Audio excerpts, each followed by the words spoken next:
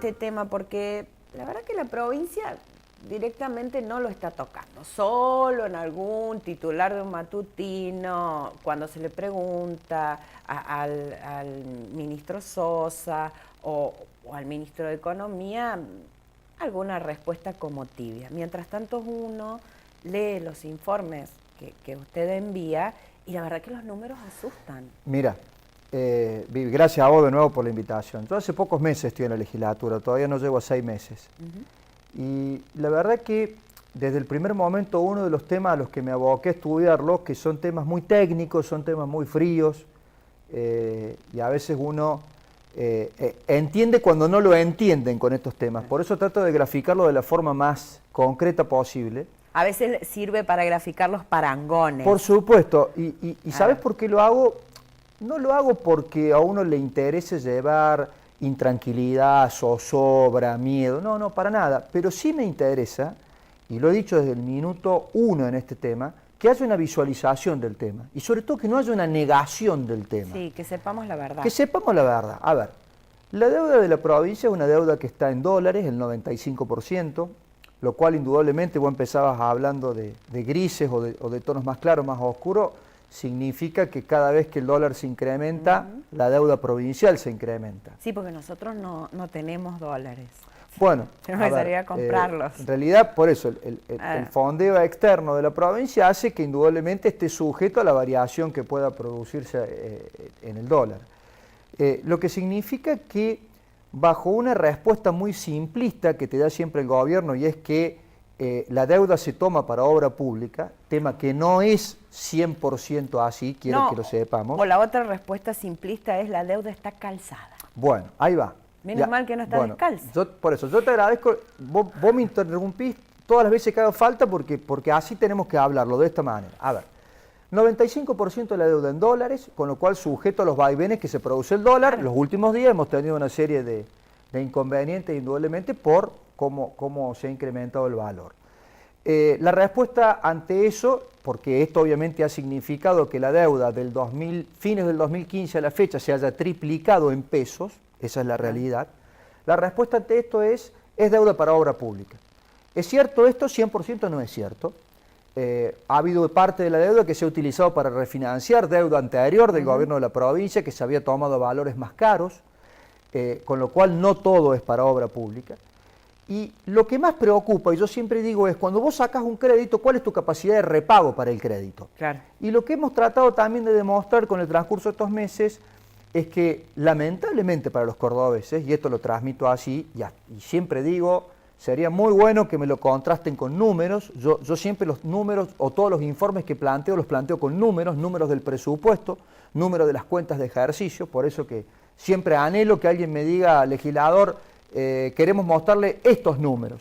Los números que nosotros hemos presentado son números en donde la provincia no tiene superávit, o sea que la provincia no recauda más de lo que gasta, sino que cuando vos ves la columna del presupuesto y ves la columna de los organismos descentralizados, que para que la gente lo entienda son las agencias, Camino de las Sierras, digo, organismos que por ahí se tiene poco conocimiento, pero que manejan muchísima plata, la provincia tiene déficit. ¿Puedo corregirte? Sí, adelante. Poco conocimiento y poco control. Bueno, ese otro debate que permanentemente se ha dado, en la legislatura se ha dado durante muchísimos años. Generalmente de las agencias, por ejemplo, vos tenés un presupuesto que se aprueba a fines de cada año para el año siguiente, tenés una dotación de personal que se aprueba a fin de cada año para el año siguiente, pero realmente falla el esquema de respuesta y de controles que hay, yo coincido. Pero lo más delicado, Vivi, es que cuando vos tomas esta segunda columna, la provincia te da déficit. Y eso tiene que ver también con una ley que hemos aprobado hace poco, que es la de adhesión a la Ley de Responsabilidad Fiscal de la Nación, donde las provincias con déficit tienen ciertas penalidades. Tiene algo positivo, tengo que ser sincero, lo he manifestado públicamente. No se va a poder contratar más personal, no se va a poder contratar más empleos públicos provinciales, salvo para situaciones muy puntuales y previos informes, como por ejemplo salud y educación, fíjate vos, seguridad, sí. Con lo cual, bienvenida la Ley de Responsabilidad Fiscal para eso. Ahora, ¿qué te produce cuando la provincia gasta más de lo que tiene? Indudablemente te produce más endeudamiento, que es lo que se está produciendo, y después se te genera una bola de nieve con los intereses que son bastante importantes. Y yo lo traducí también en un número muy concreto. Entre 2016, 2017 y lo que ya está pensado del 2018, los intereses de la deuda superan los 20.000 millones de pesos.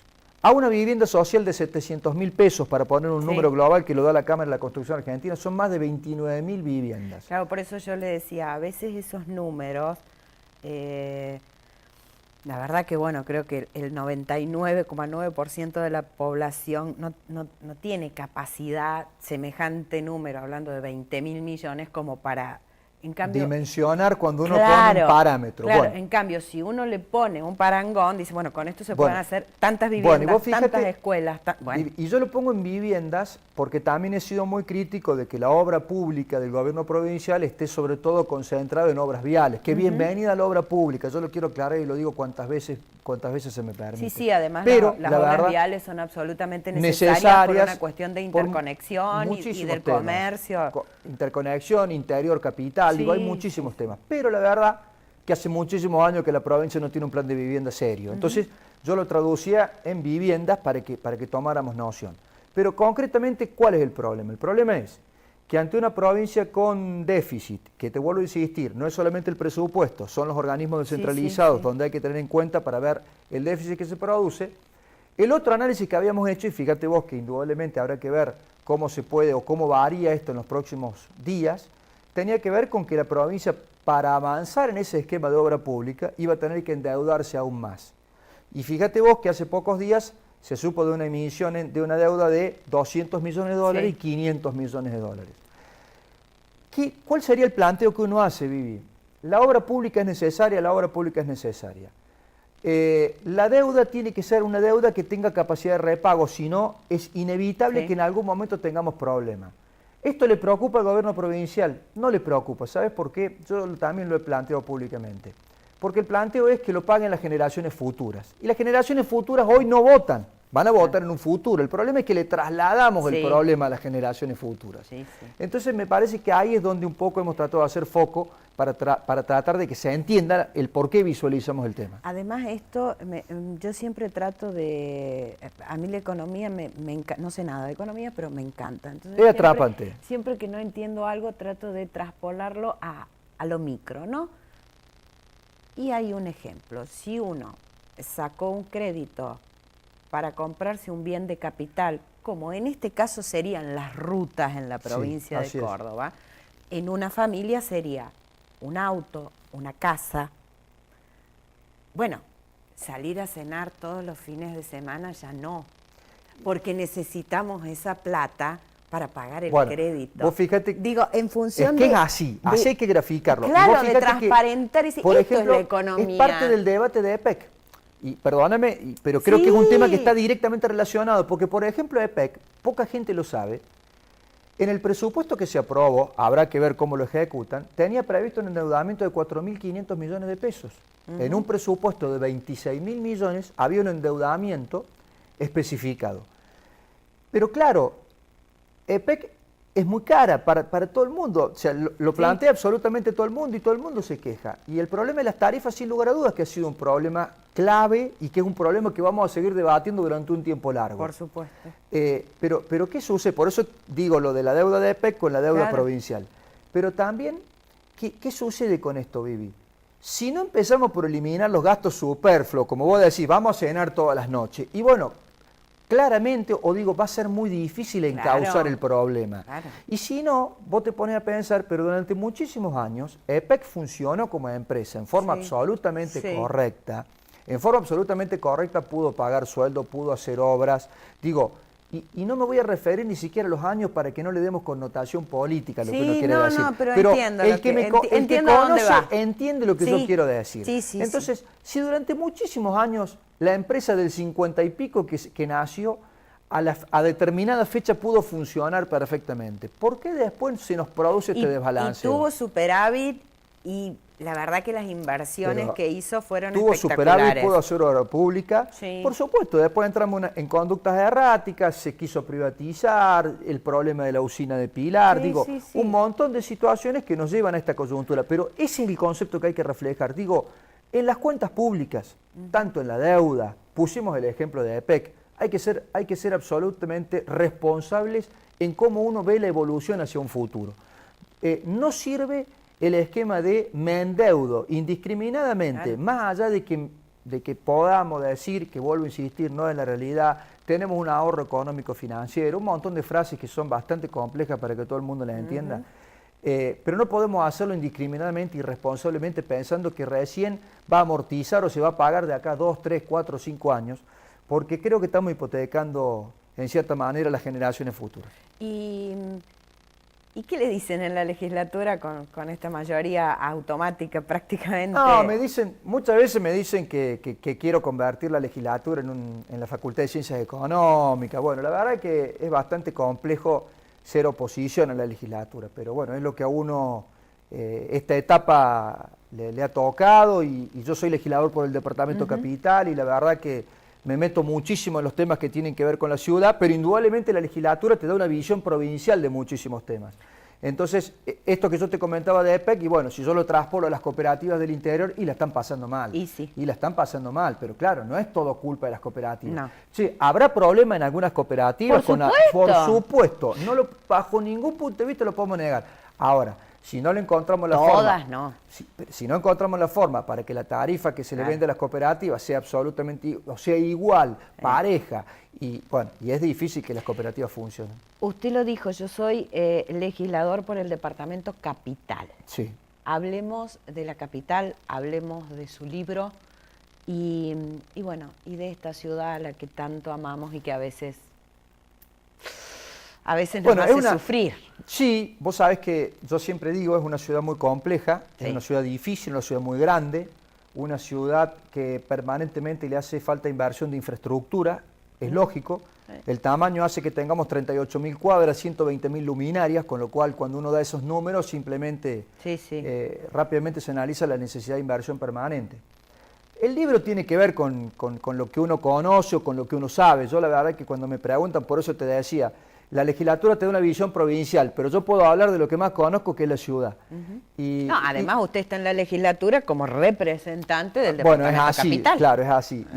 Y el libro habla de la ciudad, habla de las experiencias que he podido tener estando en el Consejo Deliberante, lo que pude hacer después siendo secretario de gobierno dentro de la Intendencia.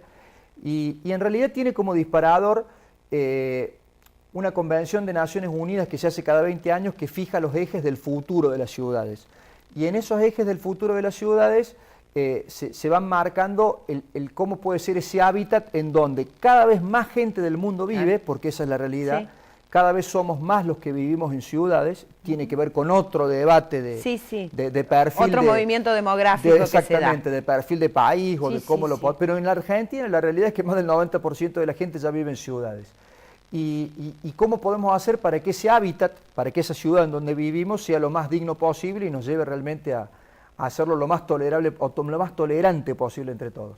Y así fui con una serie de ordenanzas y de acciones tratando de acompañar ese proceso. Vos fíjate, ahora que tanto se habla de la energía renovable, allá por el 2012 planteamos la primera ordenanza sobre energías renovables en la ciudad de Córdoba.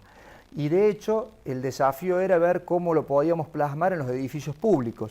Bueno, y el intendente, y me tocaba a mí en la Secretaría de Gobierno, lo pudimos poner en el Club Municipalidad, Club Municipalidad, los primeros paneles para agua caliente. Bueno, digo, es todo parte de un proceso, pero tiene que ver con eso. Y después relato también dos situaciones muy fuertes que a mí me tocó vivir a título personal, que fueron el conflicto del ente de la ESIOP en su momento, allá por fines de 2015, principios de 2016, donde Daniel había asumido una posición bastante irracional y la municipalidad estuvo parada casi 40 días, y después el conflicto de UTA, que todavía está fresco en la memoria. Increíblemente pasan tan rápido las cosas que el primer conflicto, más allá que lo pude relatar prácticamente, no te digo hora tras hora, pero porque fueron 40 días, pero sí día tras día, muchísima gente ya no se acuerda. Es increíble cómo en la Argentina la dinámica hace que realmente... No, además... Bueno, no nos acordamos lo que pasó hace una semana, hace 15 días. Un sistema de defensa... También, yo creo que hay un bloqueo sistemático. Totalmente. Bueno, pero en el conflicto de UTA sí, el conflicto de UTA sí está muy presente todavía en los cordobeses, así que hago un relato de eso y... Bueno, la verdad que también ha sido un gusto personal, ¿no? El poder escribirlo. Y hablando de esta ciudad a la que usted tanto ama y la verdad que yo también, ¿cómo la ve? ¿Cómo la siente? Mira, yo creo que indudablemente ha habido un proceso de cambio fuerte con todo el esquema de obras, por eso hago tanto hincapié en la infraestructura. Me parece que es una ciudad que indudablemente tiene que seguir profundizando algunas políticas públicas que tienen que ver con el tejido social, por eso yo hablo también de una red social, porque indudablemente en ciudades tan grandes, en donde ya el conglomerado urbano hace que sea una metrópoli, porque acá el problema ya no es solamente de la ciudad de Córdoba. Hay barrios que son ciudades. No, pero aparte, Vivi, a ver, Villa Allende, Unquillo, Mendiolaza, Río Ceballos, son prácticamente ya Guiñazú, digo, Guiñazú está colindante con Juárez, digo, son parte de la ciudad. Sí. Entonces, todo eso hace de que inevitablemente, no solamente los barrios que ya están pegados a otras localidades, sino esas localidades que ya son parte nuestra, de alguna manera las soluciones que tengamos que ofrecer sean integrales. El tema del transporte en algún momento, sin lugar a dudas, el debate va a ser un debate integral de Córdoba ciudad y alrededores. Sí. El tema de la basura, fíjate vos, con ese gran debate de Cormecor, que todavía la justicia no termina de destrabarlo, tiene que ver con una solución integral de todas las localidades, porque, para que lo entendamos, los enterramientos a cielo abierto en el mundo, en Sudamérica, en América, ya van estando en extinción. Fíjate lo que pasó en este tema con Ciudad de Buenos Aires y la posibilidad de quemar basura para producir energía. Con lo cual la solución tiene que ser una solución integral. Y creo que la infraestructura le ha venido muy bien a Córdoba, las obras en infraestructura. La municipalidad está trabajando en muchos frentes de obra. Y sí creo que hay que seguir profundizando esto que decía yo, que son la participación del vecino, la democratización de la participación del vecino. Disculpe que lo interrumpa, sí. ¿no? Pero... ¿Qué te dije que te hizo No. Pensé en las obras, pensé en todo esto que usted está hablando. Yo trabajo mucho en el interior también. Y bueno, usted es legislador de Cambiemos. ¿Qué está pasando con la plata de la provincia que no le pasa a los municipios? Nos queda poco tiempo, pero por favor, explíquemelo. Bueno, a ver... Vos pareciera que estos 6 meses me han venido siguiendo de cerca. Yo planteé 2 temas cuando entré en la legislatura. Uno era la deuda y el otro la coparticipación. La coparticipación a los municipios. En el mismo presupuesto que aprobamos el año pasado, se seguían sacando fondos de lo que hay que repartirle a los municipios, que es el 20%, para que lo tenga claro la gente. El 80% de lo que ingresa a la provincia, del 100%, el 80% es de la provincia, el 20% de los municipios. Y fíjate vos que en una provincia que tiene 427 municipios de comuna, hasta no parece mucho el 20%, ¿no? No, además, después de la descentralización a nivel provincial que hubo, cada vez son más necesarios se los tienen fondos que hacer cargo. Yo le digo porque yo trabajo mucho con municipios del interior que son chicos y que se tienen que hacer cargo de un montón de cosas. El municipio ya no solamente se ocupa de alumbrado, barrido y limpio, sino el ABL ya... No, eso ya no existe más. No. A ver, eso ya no existe más. Es más, debe haber intendentes que deben pensar cómo no vuelvo a la etapa anterior. Eso ya no existe más. Lo están pidiendo. Ver, atención primaria de la salud, educación en el caso de Córdoba en el nivel inicial, jardines maternales en el caso de Córdoba. En otros municipios, para que lo dejemos bien claro, la educación que no es la formal, digo, hay muchísimas tareas que los municipios y sus intendentes hacen. A ver, yo soy de una localidad devoto, tiene 6.000 habitantes, tiene hospital, hasta partos, no es que... y después lo derivamos a San Francisco, no, tiene un hospital que es municipal, todo lo que son las actividades de los niños culturales están todas a cargo de la municipalidad. Deportes, para darte otro concepto. Y ahí está el por qué pareciera que es una pelea sin sentido, pero no, ahí está el por qué uno plantea con tanta firmeza el reclamo. Porque en realidad el gobierno de Córdoba, el gobernador, cuando no le dan esos fondos a los intendentes y no le están dando esos fondos a los vecinos de esos municipios, que son los que en forma directa utilizan todos esos servicios. Le hago una última pregunta porque ya me están haciendo, me están haciendo todas las señas posibles y quiero un sí o un no. ¿No se las dan o las reparten arbitrariamente? Mira, primero no se las dan y es probable que después exista algún reparto arbitrario. Bueno, nos quedamos con ese interrogante hasta que veamos qué dice la justicia, porque el debate está en la justicia. Yo sigo insistiendo que es un debate hoy por una cifra que dentro del presupuesto provincial es totalmente manejable por la provincia, con lo cual, tristemente, creo que el desfinanciar a los municipios tiene por detrás una finalidad política. Tristemente lo digo, ¿eh? Esto lo digo con tristeza.